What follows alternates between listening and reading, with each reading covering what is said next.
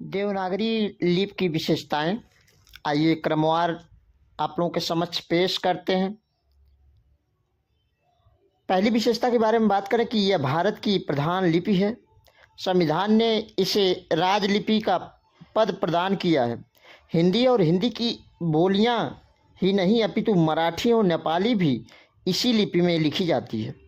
समस्त संस्कृत वाङ्मय चाहे वह उत्तर भारत का हो चाहे दक्षिण भारत का हो, देवनागरी लिपि में ही मिलता है।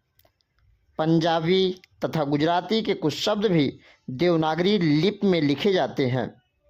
आइए दूसरी विशेषता के बारे में बात करते हैं।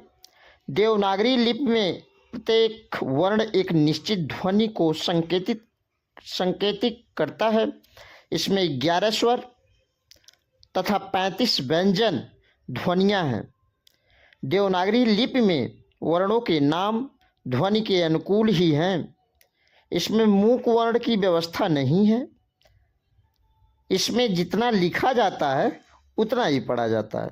जैसे हम लोग देखते भी हैं क, ख, ग, घ, जो हम लोग बोलते हैं वही लिखते हैं और जो लिखते हैं वही बोलते हैं।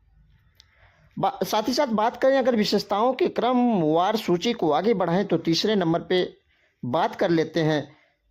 देवनागरी लिपि का वर्णमाला क्रम वैज्ञानिक है।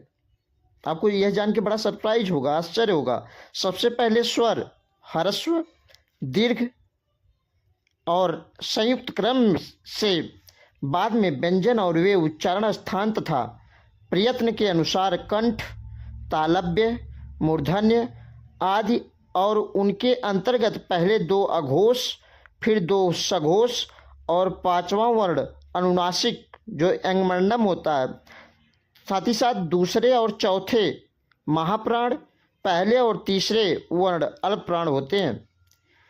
इसी क्रमवार सूची को आगे बढ़ाते हैं और चौथी विशेषता आप लोगों के समक्ष पेशकश करते हैं कि देवनागरी लिपि में वर्णों के नाम उच्चारण के अनुसार हैं तथा लेखन तथा मुद्रण में एक रूपता है।